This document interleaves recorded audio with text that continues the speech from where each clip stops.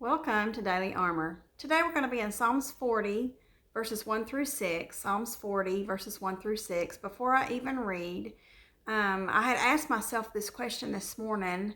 I just kind of brainstorm and a lot of thoughts that run through my mind, I'll just kind of jot them down. And I had jotted down the question and asked myself, what happened when I got saved? What changed when I got saved?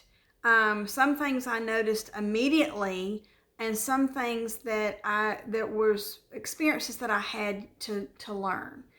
So some things we learn through experience, but some things happen immediately, and then the rest of it, we're gonna learn that we've had this access the whole time. So as I was asking myself that question and just kind of reminiscing and pondering, and I've been really thinking a lot about God's power, and I've shared this in previous devotions that I'm struggling in the area of what am I supposed to do and what am I supposed to wait on the Lord to do. I'm one of those see a need, feel a need kind of a people, and I go after it. And I probably over the last, I would say at least 5 years, if not about 8 years, been noticing how the Lord is trying to tone me down a little bit. Don't know how else to say it, but just tone me down a little bit. Teaching me to watch and to wait and to be patient.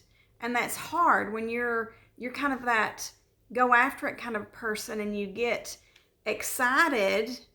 It's kind of hard to tone that down. It's like that racehorse that is just, it is just beating its feet, its hooves are just stamping around and it's dancing around, and it's got this gate in front of it and it's waiting on that horn to blast or that, shot to blast, however they do it. And for that gate to open, it's like, let me get out there. Let me get out there. And I will say that in my past, I was very much let me get out there, like a racehorse. And as the last 5 to 8 years or so, the Lord probably working on me a lot longer than that, but it was finally when I was, finally dawning on me, hey, He doesn't want me to step in and do all this. He doesn't want me to go after everything. I'm getting ahead of the Lord. I'm trying to do things in my strength and in my power. And He's teaching me and showing me all the time. I'm growing in the Lord all the time.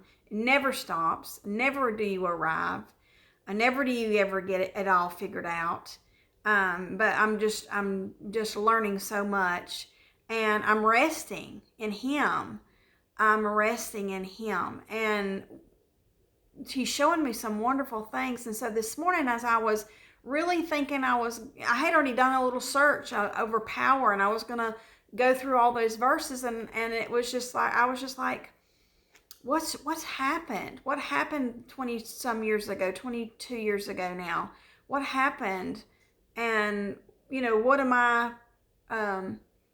What do I have access to that I've been trying to do so much of it on my own?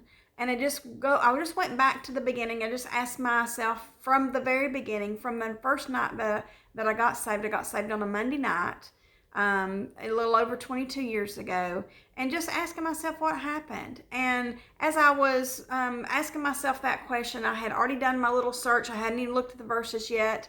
I already kind of thinking I was going to be on God's power. And I am pondering and trying to learn so much about His power and going in His might, not my might, going in the power of His might.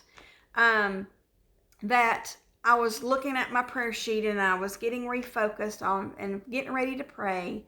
And I've shared this before, and some of my on one of my prayer sheets, I have a list of most of it is Psalms, but there's other verses as well. But I have on the back of my prayer sheet, it's a whole sheet of nothing but about praising the Lord, thanking the Lord for things, praising the Lord about things. It was just about the Lord.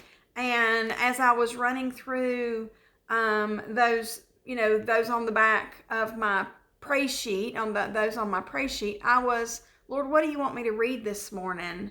And so immediately, just at the top of the list was Psalms 40. And I'm like, okay, I'm going to go there. And then when I started reading it, it was as if I was reading what happened when I got saved. And I was just like, Lord, this is so personal. This was so sweet. To lead me right here to Psalms 40 and it be almost like I'm reading my own testimony and reminiscing and going back to that night that I got saved, because that night changed everything. It changed everything. I was on a different course. It changed everything. So let's read verses 1 through 6, Psalms 40, verses 1 through 6. And it says, I waited patiently for the Lord, and he inclined unto me and heard my cry. Verse 2, he brought me up also out of a horrible pit, out of the miry clay, and set my feet upon a rock, and established my goings. He hath put a new song in my mouth, even praise unto our God. Many shall see it, and fear, and shall trust in the Lord. Blessed is that man that maketh the Lord his trust, and respecteth not the proud, nor such as turn aside to lies. Many, O Lord my God, are thy wonderful works which thou hast done, and thy thoughts which are to usward. They cannot be reckoned up in order unto thee. If I would declare and speak of them, they are more than can be numbered. It's so many. More than can be numbered. Verse number 6, sacrifice and offering thou didst not desire. Mine ears hast thou opened. Burnt offering and sin offering hast thou not required. And this for me was just, I was reading my testimony. I was going back and thinking about that I had been under conviction. I had been wondering about my salvation for probably a little over a year. I listened to preaching all the time, especially first thing in the morning. I would be, doing, housework in the mornings, getting laundry, getting kids ready for school, getting, whatever that I had going on that day. I still had a baby then. Kinsley was, Bryant wasn't born when I got saved, but Kinsley was a year old. And so for that, going through that, nursing and changing diapers and getting everybody ready for the day, and needing to take Colby to school or whatever was going on, just over that course of, and listening to preaching and not missing any church services and just doing all that I knew to do. And in the midst of all of that, I kept having these doubts. I kept feeling empty. I kept feeling like I was missing something. Kept feeling like that somebody had something that I didn't have. And not that I was wanting a possession, but that they were closer to God than I was. And I wanted to. I tried. I would read the Sunday school lesson and I would have these questions, and I would tell Todd all the time, there's something I'm not seeing. And he's like, Tracy, it's black and white. I said, but there's more there. There's more there, and I just can't see it. And I would say that all the time, not realizing I was spiritually blind. I was spiritually blind. But I kept asking the Lord, if I'm lost, save me. Lord, I don't want to miss it. Lord, I don't want to be left behind. But you know what he made me do? He made me wait patiently for him. And he inclined unto my ear, and he heard my cries. But he made me wait until that time that he said it was right. It's all about his time and not mine. I'm feeling that desperation. I'm limited to what my watch says. I'm already getting nervous because of what my watch says. Sometimes I'll get nervous because of the date. It's October the 18th, I think. And I'm thinking, oh my goodness, it's going to be Thanksgiving. It's going to be Christmas. It's all, I've got a Christmas play I've got to get put together. I've got, we've got so much things going. We're fixing to have missions conference. Miss Callie's getting the Christmas boxes out, and I've got to go get some supplies and stuff for that. And I'm excited to do all that. But it's you watch the calendar, you watch the watch. I am subject to the time. I am subject to it. God is not. He tells time. He says, it's time. I'm like, oh goodness, the time is telling me that I've got to hurry up. Time is telling me that I've got to get this done, and I've got to be thinking about, this and that. And the time is telling me, but God tells the time. And I love that. God tells the time. And I waited patiently for the Lord, and he inclined unto me, and he heard my cry. And then what happened? The night that I got saved. See, this verse number 1 was what it was like before I got saved. Verse number 2 was the night I got saved. He brought me up also out of a horrible pit, out of the miry clay, and set my feet upon a rock and established my goings. That happened the Monday night that I got saved. I told Todd that the way that I felt that Monday night, right moments before I got saved, is I felt like I was dangling over hell on a shoestring and it was coming unraveled and I was fixing to fall.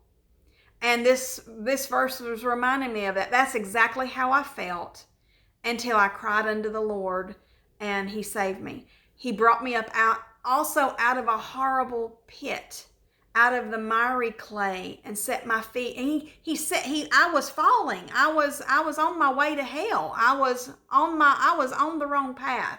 You ever been driving, going somewhere, and then you realize, it just dawns on you, hey, this is not where we're supposed to be.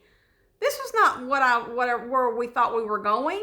We must have made a wrong turn. I made a lot of wrong turns because I'd been out there trying to do it on my own. And God picked me up and set me upon a rock. And that rock is Jesus.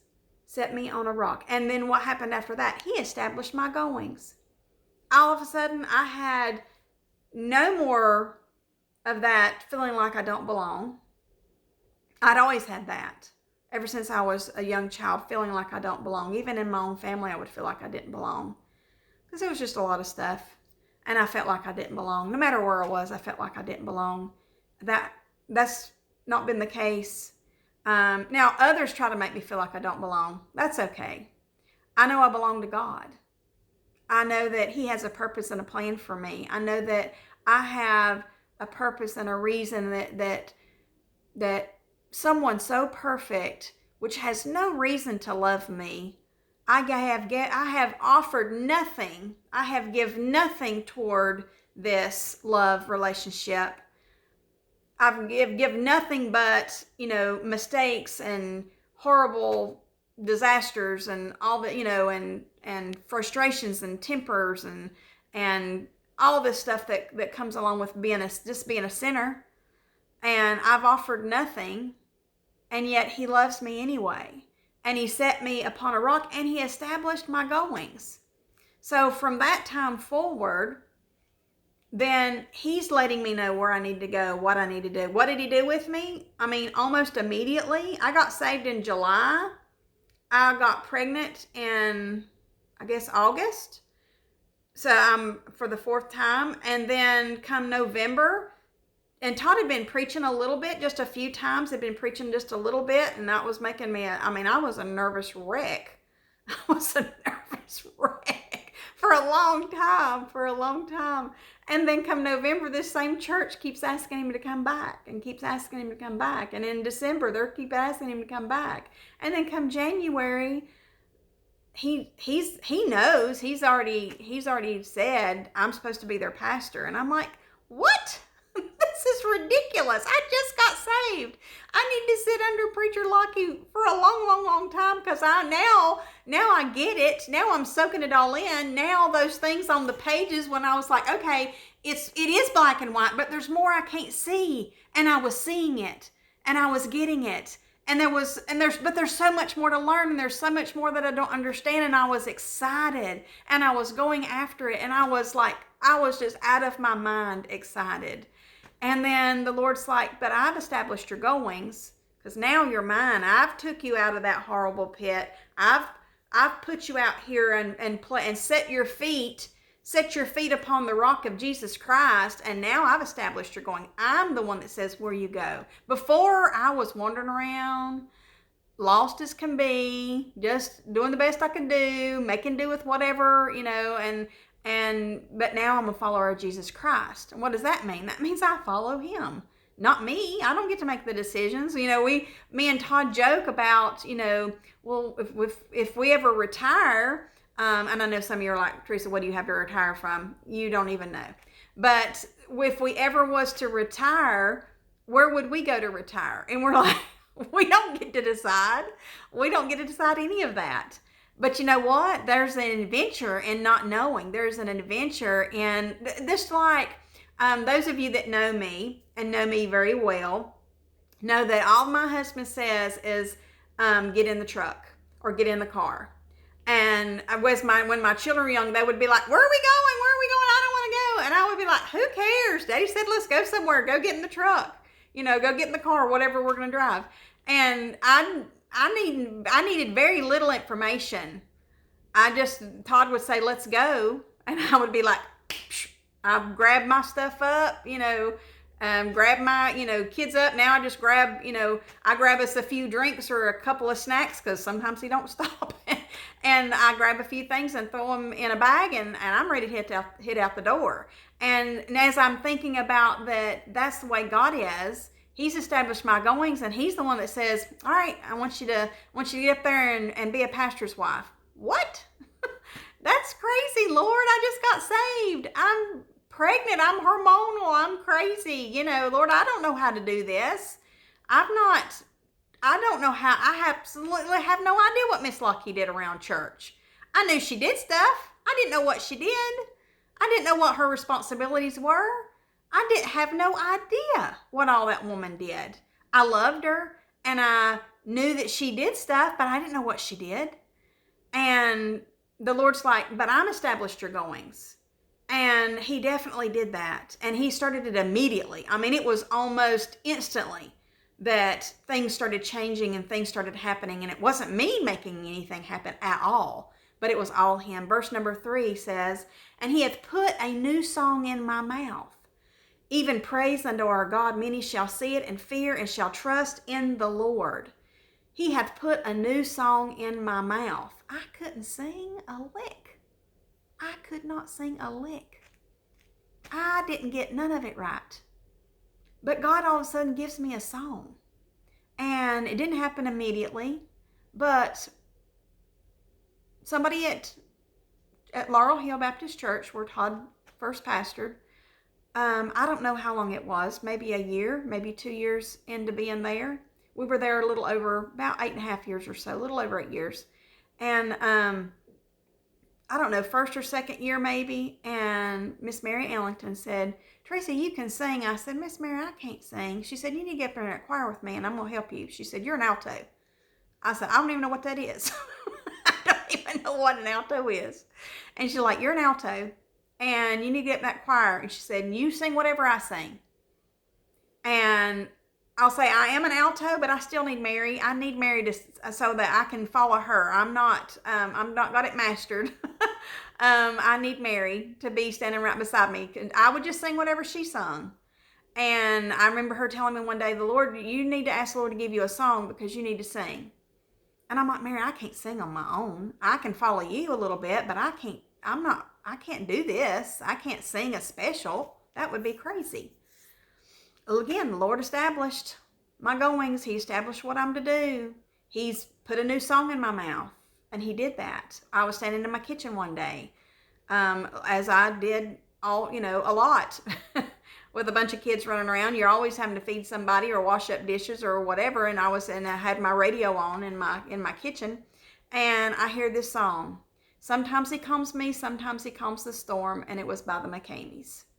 And when I heard it, I knew I was supposed to sing it.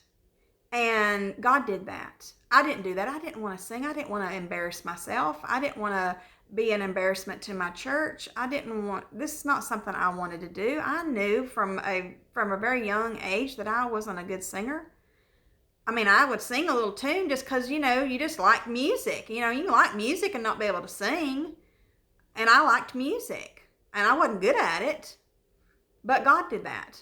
God put a new song in my mouth. And he gave me that song. Now, it took me probably a couple months of practicing and practicing and practicing and practicing. And man, I was shaking. I can remember the shaking I did. The quivering. And that first time that I did it was horrible because all I could do was quiver as I tried to sing it. But God used it anyway. He used it anyway. And even praise unto our God. And many shall see it and fear and shall trust in the Lord.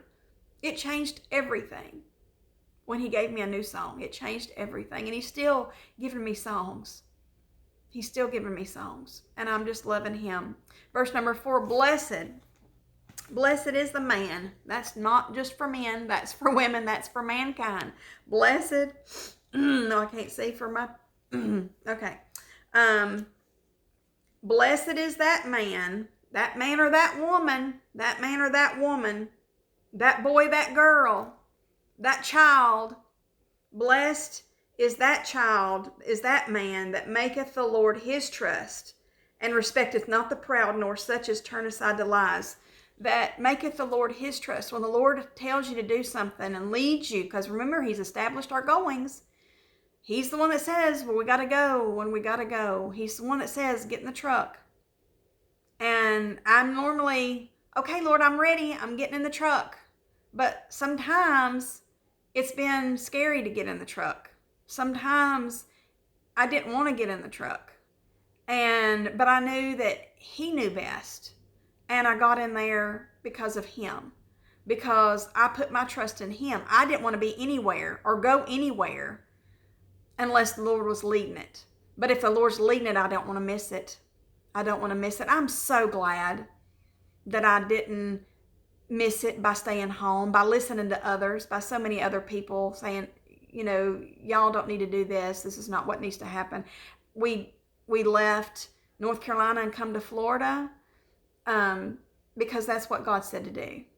And he's the one that decides it, and I'm the one, all my responsibility is to trust him, and I trust him. Verse number 5, I just seen cars go by. Verse number 5, many, O Lord, my God, are thy wonderful works, and man, has he done some wonderful works in me and around me, and even through me, which is just shocking. And thy thoughts, which are to usward. He thinks about me, and he's thinking about you. And there's so many of it that the verses here, the end of this verse says, they are more than can be numbered. And I'm about out of time, so I don't even have to try to number them. There are more than can be numbered of what God's done. Verse number 6, sacrifice and offering thou didst not desire. Mine ears hast thou opened, burnt offering and sin offering hast thou not required. Still goes back to, I was trying to get to God, trying so hard to get to him. And he's like, none of that is any good. Being a good church member is not good, not any good. That's not going to get me to heaven. Getting baptized in the church was not going to get me to heaven. Now I got baptized after I got saved. I got baptized twice. I got baptized one time before, then I got saved, and I actually got saved. And then I was like, oh goodness, I need to be baptized because first time didn't count. I just got wet. And I hear my, and so I just appreciate the Lord, and thank you for joining me. Look forward to seeing you again soon.